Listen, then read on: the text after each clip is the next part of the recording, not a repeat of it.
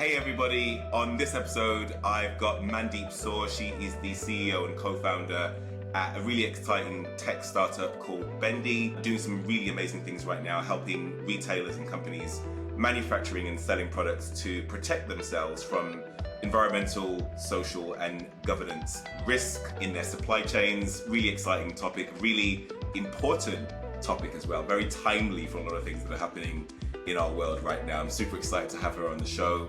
Mandeep Soor, welcome to Quiet Impact. Thanks, Nathan. Yeah, pleasure to be here. Yeah, really excited to talk a bit about what we're doing at Bendy today. Really exciting company, really interesting kind of what you're doing. I think it's, as I said before, it's very relevant, especially for a lot of the challenges that we're experiencing globally today. It's probably never been more relevant in some ways. So for our listeners who don't know who you are, tell us a little bit about yourself and tell us a little bit about your journey to this point today. So the journey's pretty convoluted. I think there's this idea that people just wake up and there's this perfect idea and this perfect company. And I think myself, I've been on a journey as well. I very much started out in the world of corporate finance and banking and then moved into strategy consulting. So, working with the large corporates. So in some ways it's gone 180 because now we're working with large corporates again. But I left that world to then move into the very small, so the kind of startup scene. I really wanted to be part of a growth story rather than just delivering to large corporates. So it's kind of interesting being back here. Yeah, part of that, I thought I really enjoyed tech. At that time, it was called data science. Now it's called AI, but it's all part of the same technological journey. Yeah, I think then what happened was a good friend of mine, Ben, who I co-founded the company with. So there's three of us and he's one of them. I was working at a large luxury fashion house here in London as part of their supply chain team. And it was just interesting. I was working at a startup called Pivigo. So we were building data science tools for retailers. And you could just see how there was the challenge was always around data. How do you manage your data better? How do you get more data? And the need for that, I think, is always increasing. And now, of course, whether it's from the data science time to now using AI, it's like, how do we use data better? And I think that has always been part of Bendy's journey. At the beginning, it was how do we use data better to tell stories to customers about where their products have come from. So we continued in this path of clothing. And now we work much more extensively across a number of different sectors. But at the beginning, it was very much like clothing for you and I, right? Where does my shirt come from? Can I say anything about how it was made? Where did the cotton come from? What was the environmental impact? And we built, I think that was kind of our first lesson. We built something that was kind of sophisticated, looked really great, really easy to use, but no one wanted to pay for it. That's a problem. It's a big problem, yeah. Right. When you're trying to build a company, you either need to have huge amounts of scale so that you don't pay for Facebook. It's such a scale that you can. But this wasn't the kind of tool that we were going to get. Millions and millions of users on. I think it was like 4 years ago. It was still relative. It was more niche then than it is now, and it's still not across the board. On a consumer perspective, I think more and more people do care about it, but probably still less than half the population, right? And so that was our first big lesson and our big pivot. We then had our third co-founder join, so Ollie. He joined from the world of tech, been a designer before. He'd worked at Circle CI, so building developer tools. And he'd also built data platforms for the likes of the Economist Intelligence Unit. So really understood how to put lots and lots of data into technology and then put it in the hands of customers. So that was a perfect fit, I think, for us. Somebody who understood supply chains and the challenges around supply chains, somebody who kind of understood the delivering to large clients, and the operational side with myself, and then Ollie with this tech hat on. And then the three of us have been working on Bendy now for about 3 years. And it's morphed. And what it looks like now is about helping customers, and our customers like big retailers, big brands, or we've even done work in automotive, a little bit for the US government. That's some interesting stuff, like microprocessors and microchips. It's just the things that we buy are made up of hundreds of pieces with even more suppliers across the world. It's just a really, really interconnected map. And trying to understand what that map looks like and where those pieces come from is becoming really, really important. So I want to get into all of that stuff with Bendy because I think you're solving a really important problem, and it's more and more relevant for a lot of big brands these days. Because how do you know what your supply chain looks like if you're building a car and there are millions of pieces potentially that go into sort of making up that car, hundreds of thousands of pieces?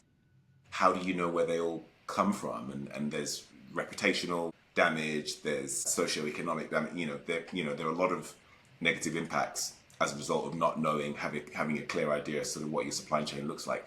Before we get into all of that, though, I just wanted to touch on you three co-founders first, because it's really interesting that when I speak to tech founders, they often are people who, from 8 years old, were like in their garage, like working on tech and like breaking things down and like really trying to understand technology, and like they've always grown up that way. Or there are the other tech founders who just really want to solve complex problems and big problems and maybe aren't too interested in like the actual mechanics of how it works, but are more interested in like solving problems. What kind of co-founder are you, and what would you say the other two are? So I started off actually as I wanted to solve a problem, but wasn't sure what the problem was that I wanted to solve. And I came to this from the angle of I loved the technology. So kind of which was the wrong way, frankly. You take a solution to a problem, and that's sort of how we started off. And maybe that's why it's taken us a little longer to get here. I think the company's grown, but I've also grown. And now it's much more about forget the tech. What's the problem we're solving? And I think that is for success. The majority of companies, that's where success lies. Sometimes you do have I bring a solution to the market and I come up with something new, but those are really outliers. They're really, really big outliers because then we all know about them. But the reality is that the long tail of successful companies come from people who are building stuff to solve a problem. And I think all three of us have, we're relying on that more and more and more. It's like, what exactly are these, concretely, what are these problems that our customers are trying to solve? Who is the customer? What is the problem that we're helping them to solve? How painful is it? And how quickly can we solve it for them? And how much better is their life once we've solved it? It's like, that is the crux of where success has started to appear for us. So talk to me about the problem that you're solving there, because I think it's a fascinating one. Like, we're in this huge global interconnected world with so many different companies, so many different suppliers. And if you're a brand, a retailer or a clothing manufacturer or a car brand, you have to rely on a vast network of suppliers to be able to bring your product together. Getting visibility as to who those suppliers are and their I don't know, their the way that they treat their staff and the way that they source materials. It could be very difficult to get full visibility as to what your supply chain looks like. Talk to me a little bit about like the size of the problem. Just give us an idea of like the size of the market potentially for you, the size of how big the problem is for global brands, and what some of the solutions that they have been trying to use to solve these problems and why they haven't been working. So I think historically, companies haven't had to solve this problem, right? I think two reasons why you haven't had to. One, there's been no regulation against it. You could outsource your product. So let's say, Nathan, I ask you to make this shirt for me, and you find some cotton supplier, you find some seamstresses, people to sew it, you find some other, I don't know, dye, whatever. You do all of that, and then you and I have a contractual commercial relationship, and that's it. And I don't really care where you got the dye from. It doesn't actually matter. As long as I get my product and it's on time and everything else and the quality's fine, then it's kind of all good. The change that we've seen is now in the US, if something that came in a few years ago was around, if any of that came from forced labor in China, I mean, it's part of a much big political thing that's going on there. But if you couldn't evidence that that product wasn't made by forced labor in China, you could have your product stopped at market. And then like literally billions of dollars worth of product has been stopped at port, which means you can't sell it, which means you can't put it in the shops, and you've got to pay for it to be potentially sent back. And it's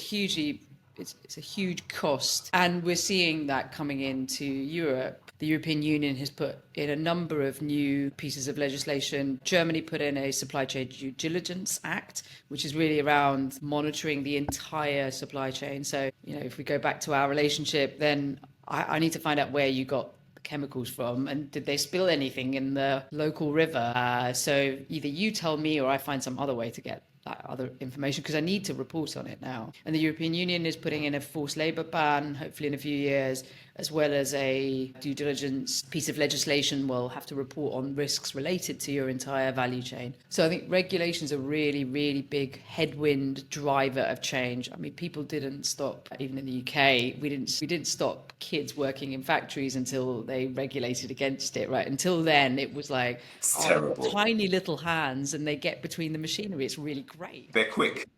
They're quick, they're cheap. They're efficient. They're super efficient. Terrible. So bad. This is, frankly, it is what it is. But the reality of it is that regulation drives mind shifts and it drives corporate change. And that's a really, really positive thing. So, we're super excited about that and helping companies prepare to deliver on information that they didn't need to report before. And then I think the other piece is around risk, and now we're talking about money because it's your investors, like especially if we think about like these big pension funds and portfolios, like divesting from things that they think is a risk either because of climate change or some other reputational reason. So they might de-risk themselves by taking out their investments from an entire type of company or industry. And that really affects your bottom line because everything's about shareholder value if you're a large company to some extent. So you've got those pieces. And then on top of that, we see, just on the kind of every day to day, right? If our customer is the sustainability person at a brand or automotive or the procurement person, then what they're thinking about is, who are my suppliers? Do I need to change my suppliers? Well, all of this stuff is happening in the world. Now tariffs are coming in. So what changes should I make in my supply chain? What's my plan B? How do I optimize my chain and manage those risks? Well, if I'm going to get a new supplier, how do I ensure that that supplier doesn't have any risks that are going to come and get me later? And that's a really, really expensive mistake to make. It could take you 3, 4, 5 months to put that right. So what we help them to do is understand who those suppliers are with basically giving them assurance. Okay, there aren't any environmental risks that could damage you and your output, your product or your reputation, the same for social and the same for governance. I mean, looking at what companies know, I think about 10 to 15%, only about 10 to 15% of companies actually know their entire value chain. That's a really, really number. About 70% of companies might be able to get to like tier 2, but you've still got these lower tiers. And putting that into perspective of risk, well, if I only know 15% of my tier 1, only 15% of companies know the entire chain. The ones that know tier 1, well, you really only end up with like not even 1% of your risks. And I'm talking about like compliance risks, things that effectively you're breaking the law because you're working with an entity that's on a banned list, for example, or a politically exposed person, potentially like that really hardline stuff. The chances of that appearing in your tier 1 direct relationship is less than 1%. It's less than actually 0.5%. But that increases to almost 17, 18% when you get down to your deeper tiers of your supply chain. That's the stuff that we help companies to figure out. It's the ones that you have a relationship with. You kind of already know that, but that's not where the risk is. It's deeper down. I guess one of the other tailwinds is like just the change in the consumer in the last few years, right? I'm sure a lot of the regulation has been driven by the consumer to have a greater understanding of where their products are coming from. And, we've seen high profile cases from Nike and a lot of other brands over the years where people have just been disgusted with the fact that it's been revealed that a lot of their products that they're wearing on their backs have been made by children and forced labor and all these other things. So I think there's a greater awareness from the consumer, which I presume is driving like regulatory change and everything else that you mentioned.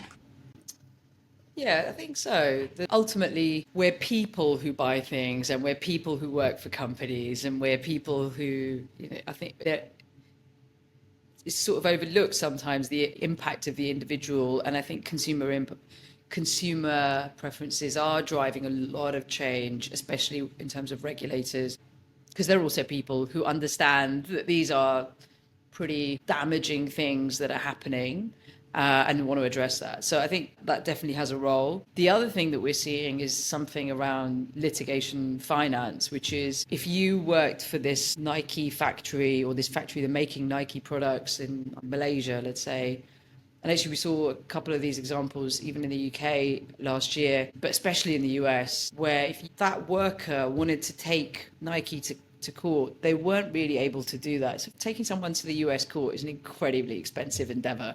I'm not sure I could afford it. I don't know how a manual worker in No chance. no chance. However, I think there's more and more like vehicles, and it's around litigation finance. So a third party will fund that individual or group of individuals to take this huge corporate to court for hundreds of millions sometimes. So that's also now a bottom line impact that large companies are seeing that we weren't seeing before. And it's kind of a shift in power, which I think is really, really interesting, driving, again, consumer awareness, but also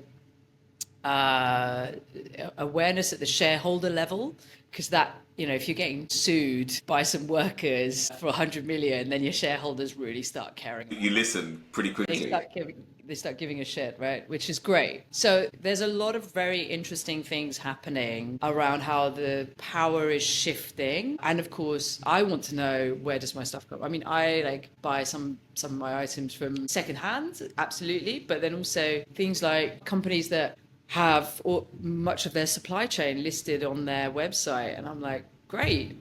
I don't know if you've ever been, like, some of these gimmick things, kind of, they work. I don't know if you've ever bought an item from this Swedish brand called Askit, and they give you a receipt with the carbon footprint at each phase, Yeah. and they effectively trace the entire supply chain. You're like, yeah, Incredible. okay.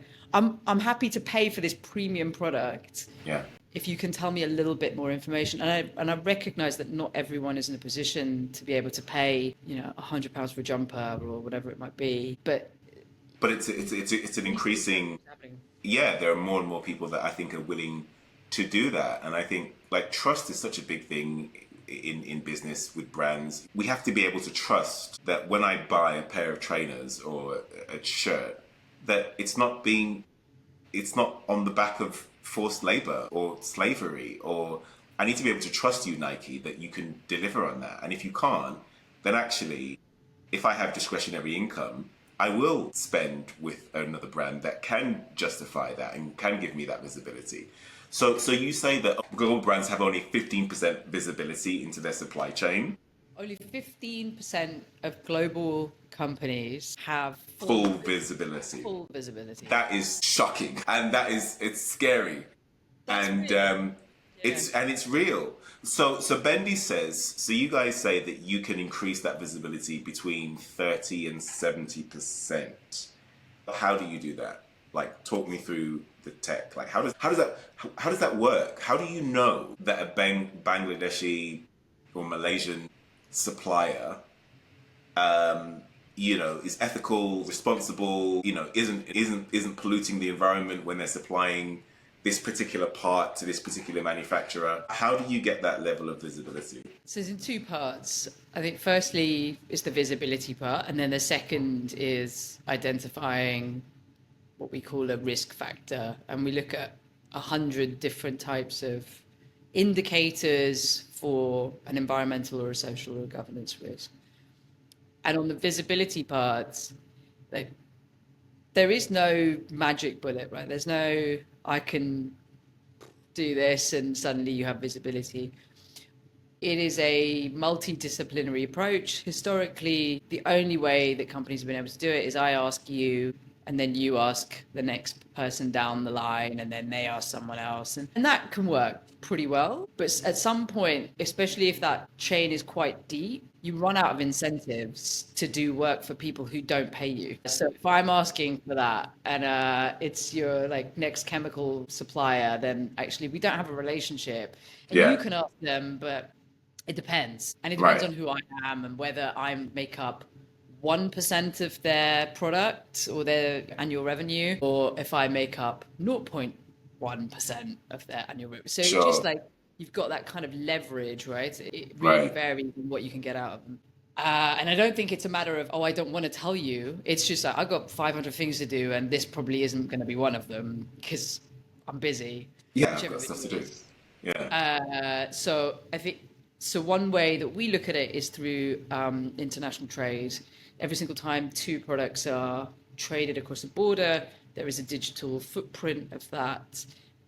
We collect all of it, and this is where I think technology is incredible. You cannot do this by hand. No human or group of humans could do this unless you had literally armies of them. But you can design algorithms that will take all that data, put them and link them effectively. So you and I traded this shirt, and that has that record. We can machine read it, and we can match up your address, my address, and then I can find all the other companies that you shipped in from. And so then I can see what those products were, when they were traded, how much was traded, in terms of like volume or how much you paid for it, for example. And you end up with this wonderful graph of international trade. And that gives us some evidence around who's been trading with who, and then we can help you build your supply chain in that way. There are still challenges when you have vertical trade within one country. That's much, much harder to capture.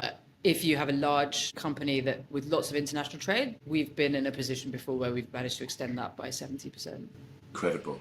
Let's talk a little bit about how you're growing the company, because I read recently that you've recently secured some funding. Congratulations on that. Yeah, I guess it will really help fund the next stage of your growth and development. Where are you at the moment in terms of like growing the company? What's your model? What's your go-to-market model for like scaling?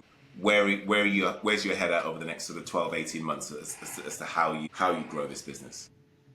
I think one of the challenges, which you can make into an opportunity, as it always is our clients are really big, and we are really small.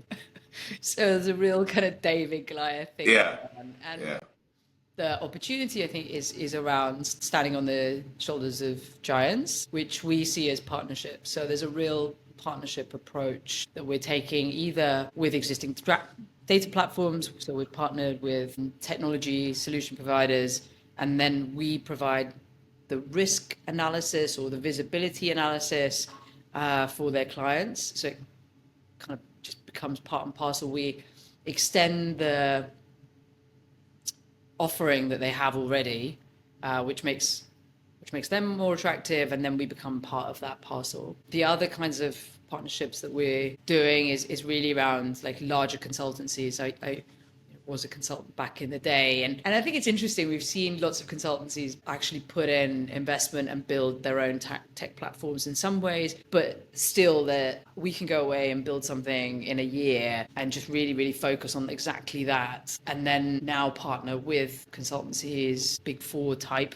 organizations, and then that way we get access to their customers, but also they get to provide additional value. Usually it's always been in the data space, right? You're writing slides, you're writing papers, and we're providing a platform that gives you a lot of data. So it enriches their offering.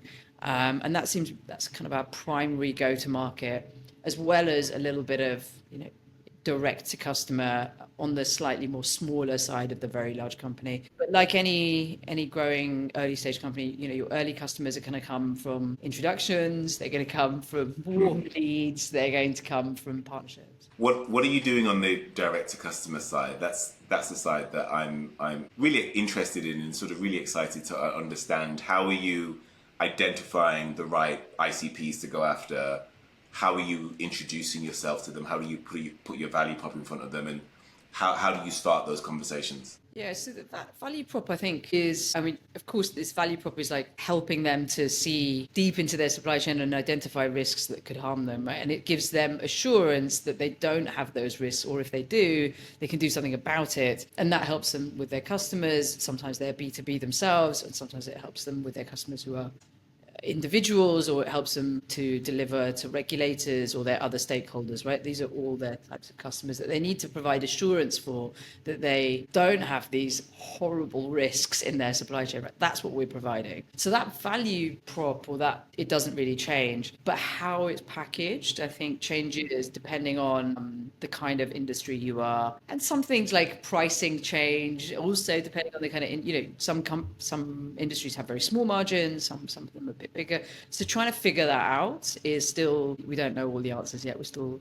kind of getting there, I think. Yeah, Which, until you get, this perfect kind of, say, like this product market fit thing, right? Until you're there, it is a bit of experimentation. yeah, And we're also figuring out our own economics. The cost of us doing business, we've drastically lowered that in just the last few months. I think especially with the advent of LLMs, and we're using a lot of this kind of technology internally as well. Yeah, our unit costs are changing, and so there's so many moving parts. It's like playing three-dimensional Tetra speed, right? And you're just trying to fit all these pieces in constantly, while also you're figuring out, is this the right piece? And then you're trying to slot it together. yeah, And yeah, sometimes it slots and sometimes it doesn't. yeah, And you do it again. So there's a lot of moving parts still. yeah. And you're doing that on the go as you're moving at pace, as things are changing around you. It's challenging. It's challenging. Yeah, it definitely keeps your adrenaline levels like pretty high, I'd say. Uh, so yeah, I think some people have described it as like being flung out of a plane and then you're building the parachute at the same Yeah, time. yeah. There's a bit of that as well. No, it's really interesting, especially for early stage companies to really figure out, well, what's our best go to market model? Is it partnerships? Is it relationships with the big four? Is it a direct relationship? Is it, billboard advertising or PR, or what's the right mix of activities? And a little bit of it, I'm sure, is experimentation and just like tweaking the knobs and seeing what's working and what isn't working, and then doubling down on what is, and then getting rid of the stuff that isn't so much. And I guess that's where you're at the moment. Yeah, 100%. I think just also being really, it's hard to be, I guess, just really clear and really honest that this is a test. What does a good test look like? And if we fail, it's not a test for me. It's a test. It's like we're making an assumption about the market, about the world, about our product, about the user, and then we run that test and we see if that assumption is true or false. How much credence do we need in order to say, okay, we can put this to bed, or we need to take the next, or actually we can jack it up a bit and ramp it up. So I think there's a lot of like brutal honesty required to do that as well. Sometimes you think something's a great idea and it just doesn't fly, and it's like, do I need more evidence around this? Have I asked the wrong person? Have I asked them in the wrong way? And that's also part of the journey. Before we started recording, I was going to ask you a question about your competitors and like how you differentiate yourself from them. As we've been speaking, I've sort of been thinking to myself, actually, there's a huge market opportunity for all of you guys in this space. Like, as you said, only 15% of global businesses or large businesses are doing anything about this. 75% of businesses out there have no idea about what their supply chain visibility is. And so I would have thought that the pain and the pain on the client side and the business opportunity for you is huge. And I would assume that you don't come across many other competitors in a competitive situation because of that size of the market. No, I think actually, because the pain is great, everyone wants to do something about it, and anybody who's carefully listening is trying to develop something to meet that need. So I think there is actually quite a lot of competition in this space, but rightly so. It's not a static market; it's a growing market, and it's going to grow bigger because from the regulatory side, there's a portion that the really big companies that have to meet those requirements tomorrow. But then the day after, or the year after, the next size, the smaller company will have to meet that requirement, and so on and so on. So we expect this to be rolled out across most companies. It's something as like I mean, as a a small business owner, and it's like something like pensions wasn't something that we had to do even a few years ago, but that's something that's rolled out as like actually doesn't matter, irrespective of your size, this is the right thing to do. And we expect to see something like that with due diligence regulations just being rolled out across the board. So I think as that happens, the market's growing. Then the other driver is there are more and more changes in the world. I mean, just look at the market at the moment. I think sort of interesting, the market's being rewritten through the signing of executive orders on a daily basis. Like you don't, you That is fascinating TV, by the way. I yeah, tune in every so day and I'm controlled, like, yeah. what's happening today? It's a bit too close to the bone, I think. Yeah, okay, fair enough. Painful. But I think you have to stay close to it because everybody's trying and scrambling to figure out how does this affect my business, how does this affect my livelihood, our future, Sure. the suppliers that we have, and so that's also part of where risk comes from, and trying to figure that out, I think, makes us even more pertinent going forward. So just bringing the interview towards a close, if you were to think about the next chapter in Bendy's history, what do you think the most effective next chapter looks like in your evolution?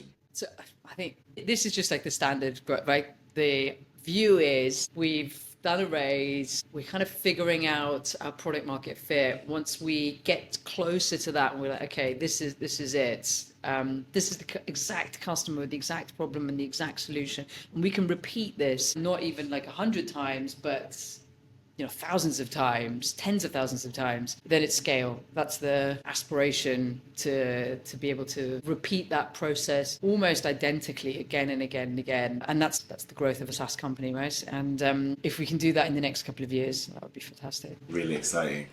We're going to watch your journey with a lot of excitement and enthusiasm. Can't wait to see where the company goes over the next couple of years. I know we've only got a couple of minutes left, but I want to jump into our favorite questions that we ask all of our guests. So I'm going to start with, don't think about them too much, just straight off the top of the head, just go with your gut. Tell us about a time when you failed and what you learned from the experience. I mean, so many times.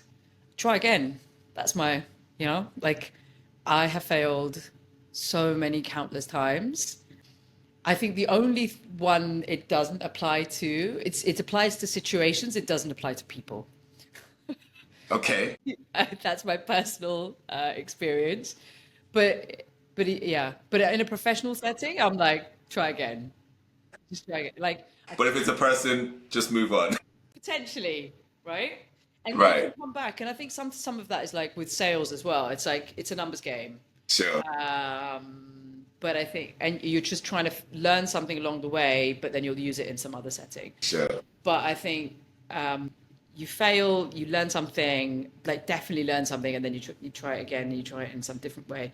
I think we wouldn't be here if we didn't have that kind of resilience as a team to be like, okay, well, that didn't work. Why didn't it work? What have I learned? And what can I do differently? Okay, let's try this. It takes, yeah, and you can't take it too personally. I think I've had, yeah. I think throughout my life, just like so many moments of, oh, I really could have done better or differently at that, Yeah. these kind of embarrassing things. But I'm like, I'm going to do it again. Maybe it's going to be in 3 years' time, but that's fine. Sorry to open up old wounds. You can feel it, right? Tell us about some of your early mentors who inspired the way you think about entrepreneurship, the way you think about tech, the way you think about, yeah, this space. Interesting. I've done a lot of like reading across the board. Think to know, I have a number of mentors now. I think all for slightly different things. Like we have a sales mentor, I have a kind of coach type chairwoman. I have like mentors for go to market, for other topics that we need, like pricing and negotiation. So that's been incredibly useful. I think in terms of like inspiration. I think there's some really great things that tech giants have done, but there's also lots of things that I don't personally aspire to. I try and learn the bits that I think are really useful, but I'm not. Yeah, I don't know about because I'm You basically haven't. like I'm not into like big tech bros. Yeah, a lot of people aren't.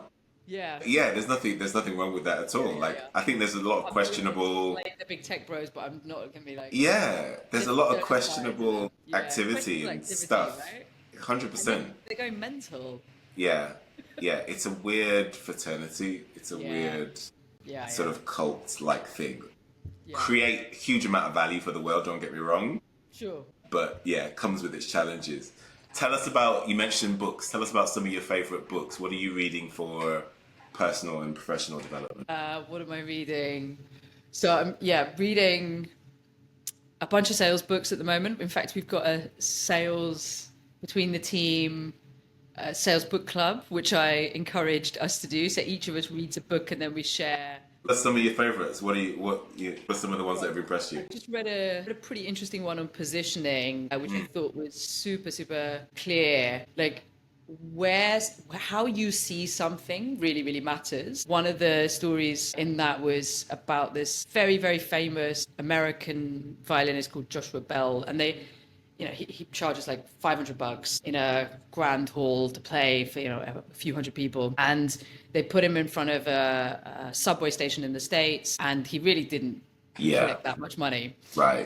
And then they were like, okay, well, could it be that people didn't recognize that the music was good? Where maybe they were in a Yes. rush, maybe there was something else. So they Yeah. asked her this question. They were like, yeah, I thought he was good. No, I do listen to classical music, and Yeah. I'm not in that much of a rush. Yeah. So you take something and put it in a different setting, and it just means something else. Completely. So how do we, and that I think was really telling me, how do we position ourselves? We've always positioned ourselves as an ESG tool, given what's happening in the world. Are we actually, it is about ESG, but more than that, it's about risk, right? How much risk are you willing to tolerate? And so am I going to be Joshua Bell who charges $500, or am I going to be the busker? In the subway, everyone walks past. So Get a job. yeah, just thinking about some of these That's things. interesting.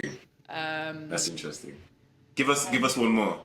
Yeah, okay. One more. So I'm reading this other one that actually another founder recommended to me. Annie, her company is around data tools to ensure that they're fair, used fairly, and they represent audiences fairly. Diverse effectively. And she told me about this book called Demand Led Sales, and I've been reading that. And that's it's about, you really want to understand the problem, I think. And this is what we were saying at the beginning, right? Do you want to build cool tech, or do you want to solve a problem? And in this, it's like you're just listening, and the most important skill that I can develop is listening really, really well again and again to try and figure out what's your real problem. And I think that, when we started out, I was like, I'm going to try and impress you with the things that I've done so that you think I am worthy Yeah. of selling you this pretty expensive software. Yeah. So you think it's credible. And that did a bit of that, to be honest. And I think a couple of things from this, you can be the most silent person in the room and people will be like, that quiet one, the really wise one. There's Right. like that kind of effect that I just didn't think about. Right. And the other thing is, if you're just listening to it, you can pick up not just the words, but the meaning behind those things. Like, what's the real desire that you're Yeah. trying to fulfill? What's that need? So trying to do that much more carefully and much more intentionally. Great point. All great sales starts with a really clear identification of that need, of that pain. And not only the need, you got to link that need to the wider business outcome that the business is trying to achieve.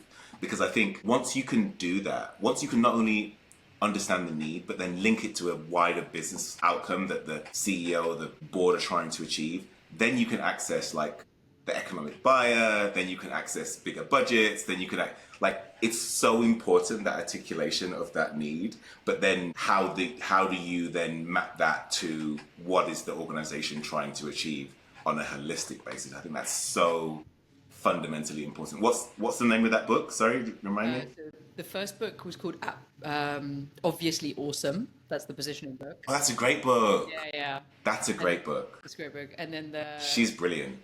yeah. And then this one is Demand-led sales. Demand-led sales. Okay, great. Reading list is extended. It's gotten even longer. Okay, last couple of questions and then I'll let you go. What do you do to keep mentally and physically fit? Around the same time that I started Bendy, I started meditating, which has been really, it's been up and down, if I'm honest. It definitely felt like a little while I was like failing at that. It's just it's kind of amazing. I wear this tech device called a Whoop. If you and it monitors all my health metrics. You usually go to like the gym in the morning, like 3 4 times a week, and just monitor kind of my Nice. basically.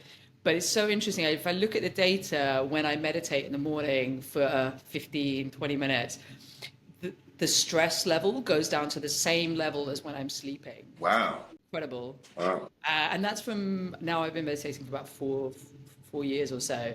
And it's just really amazing how you can just take this, because I can wake up and I'm like already thinking about Stuff. this idea Everything. and so said this, and Yeah. I've got to pick this up. And that's Yeah. like how I wake up, just Yeah. like floods, Wired.